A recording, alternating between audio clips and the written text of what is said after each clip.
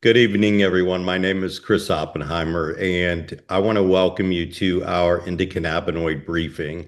This is our very second one, and we did start it this summer because we know that we're going to have to some technical issues and things, and we're moving through those bumps. And I apologize to all those that registered and you did not get an email reminder today before the call. And so we always strive for perfection, but if we waited for that, we would never move forward. Well, tonight, the topic of our call is why were we never taught our endocannabinoid system? And as weird as that sounds, that's really how Ashley and I began our relationship. Is she was the first practitioner I'd ever met other than Dr. Teresa Rizzo, who not only understood it, but she spoke it at a level that was so deep that it took me some time to absorb it and assimilate it. And once that happened, it shook me to the core. And over the last year, she's really helped other people see that as well. And Ashley, you know, it's not so much about why were we not taught it, but when did you first learn about it? And tell us a little bit about who Ashley Lee is, because we're building a community of trust where they're going to share this information, and I want them to know who is stewarding this. And so when you send somebody to askashley.io for them to register for this briefing, I want you to know that you have one of the most beautiful planetary stewards that is helping me create something that was only a vision a little over a year ago. And watching how it's all being pulled together, you just keep putting one step in front of the other, doing what's right. And so our gift to the world is Miss Ashley Lee. And thank you for embracing the vision and being willing to give it back to the world. So tell us a little bit about Ashley Lee and when you first learned about your endocannabinoid system, because apparently you weren't taught it either, were you? No, not so much. Not so much at all. I'm super curious what I actually said to you a year ago. I have several different thoughts about how did I learn about the endocannabinoid system. I think really where I learned that was in high school, and because I was born in New Orleans and then grew up in Chicago for a few years and then mostly in Hawaii. And that's where I learned about cannabis and hemp and marijuana. And THC was the known thing back then in the 80s and early 80s. And when we moved to Kona, it was very interesting because there was a lot growing there of the marijuana and cannabis plants. And they weren't hybridized like they are nowadays, the marijuana plants. They were just straight up pure form seeds. And back there, I guess it was called Kona Gold back in that time. They talked about the buds, and I had a ceramics class, and in the back of the room, the big football guys, Samoan football guys, made bongs in the back of the ceramics class in the 11th grade. And I didn't know what that was. Growing up in Chicago, I was a little out of the league of that, and they lit up in the class and tested it out. And of course, our Japanese teacher was a little bit appalled about that and scolded them for not doing that. And then I didn't know, and then went to home ec class, and they made green cookies, and I had one, and I had never been stoned before, and so I was stoned for about 20 hours, which was really amazing. And I didn't understand what that was about, although it was very trippy to go through class like that. And then we had Operation Green Harvest, where the U.S. Army Corps would go and pick plants that were considered illegal, and they burned it in the back of the high school by the shop thing, and all the secondhand smoke would blow right through the high school. So I was a little bit perplexed at what's going on and how that's happening. I did not understand the value of the endocannabinoid system and how it worked to promote health and wellness until I became a pediatric critical care nurse. after studying 7 years undergrad for pre-med genetics and then pediatric nursing. And when I went through that process, we had children who had irretractable seizures. And so there were many pioneering, first, very inventive, very deep parents that wanted to find solutions for their children. So they found CBD oil and recognized in higher doses that it was very effective for the children and didn't block their ability to think clearly, be present, support themselves, and not be hyper alerted to when seizures were triggered. So Hmm. then it allowed them opportunities to see what's triggering seizures. And many times, again, like we're all working for in 2026 here in July, about what triggers our nervous system and gets it frantic and out of control. Those are what seizures do. And it's, we can look at it too from an electromagnetic standpoint or a neuronal standpoint, the neurons in the brain. But really what it is it's stress. And it's unworkable, unattainable, unaddressable stress that we believed back in the 80s and 90s and 2000s that couldn't be addressed through cannabis and cannabinoids. So that's a So, quick Ashley, question introduction. for you. Do you think it couldn't be addressed, or do you think we weren't allowed to address it properly? And what I mean by that is you grew up in Hawaii and you saw what they were doing. This is in the 80s, you said? Early 80s, Okay. 1981. Or so 81, I was 11 years old. Okay. So let's just start there with the chronology of there. And so at this time, you're in the medical field, right? And you're in the medical field in 81, right? No, I was in high school, And 10th, you were in high 11th grade. school. I was 11 years old. Okay. And so this is growing this is happening at the same time the medical community is creating what is known as the opioid crisis. Is that accurate? And then they collapsed the opioid crisis into THC because that was becoming popular. And nobody really understood or got to study it properly because it got stripped away and shoved under the rug, is what I think. And then you've gone through your whole medical career knowing this is a child, but being trained and ingrained one way. And we know, and if you're watching, if you want to go do some deep research yourself, do a little homework. There's something called the Flexner Report by Rockefeller, a little over 100 years ago. And they stripped away these natural plants, and we have what we have today. And if we do what we do right, Ashley, in educating humanity, 100 years from now, people will just be in nature picking plants, growing plants, and doing that again. Like we will work ourselves out of business instead of a mammoth business where we're just trying to create clones, if you will.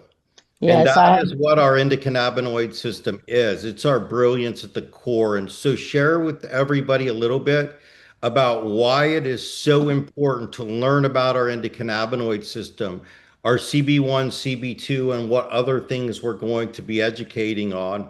And then I'd like you to also share what the topic is next week because it's just going to get better and better and better. So, oh, yeah. And Christy's saying dare. I remember that. Okay. I mean, think about what they did to cover up the opioid crisis, and they blamed it and made THC, which, if you're looking at the hemp plant, yields very, very low amounts. But they're collapsing all this together to confuse the public because big pharma can't patent a plant. Would you agree with that, Ashley?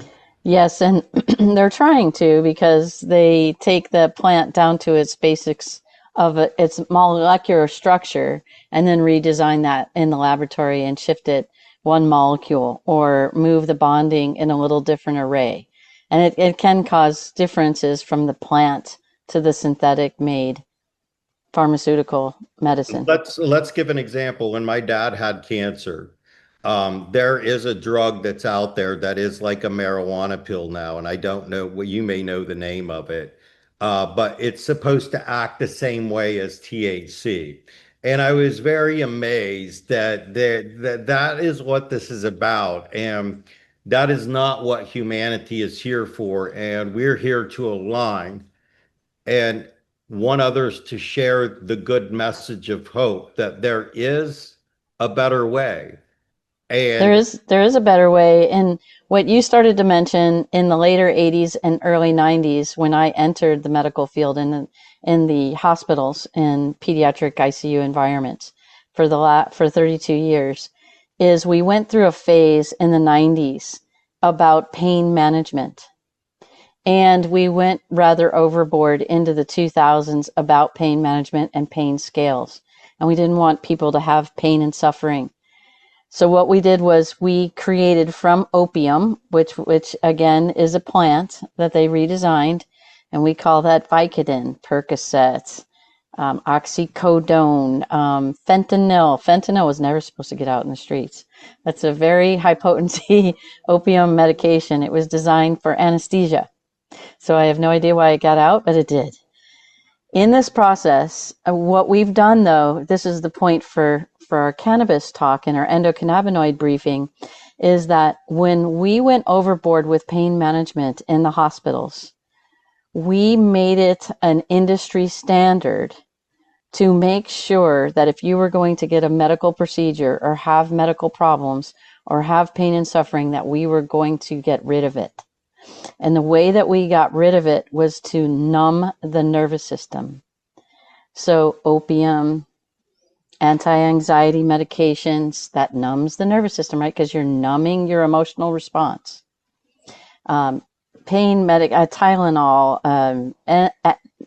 non-steroidal anti-inflammatories, Advil, and other ibuprofen, and other drugs, literally in steroids, numb the nervous system so we don't feel the pain. Athletes numb their nervous system too for short terms with icing that spot that got injured or traumatized. Hard to ice the brain, although we're getting better at it for traumatic brain injuries. But the thing is when we numb the nervous system outside the hospital setting where it's acute or intensive or you're about to die, that's a different story. But when you're out and about in the world, to numb the nervous system is a gross error on our part inside of humanity, because we forget that if we can't feel it, we can't heal it. So we can't intervene early, we can't intervene well.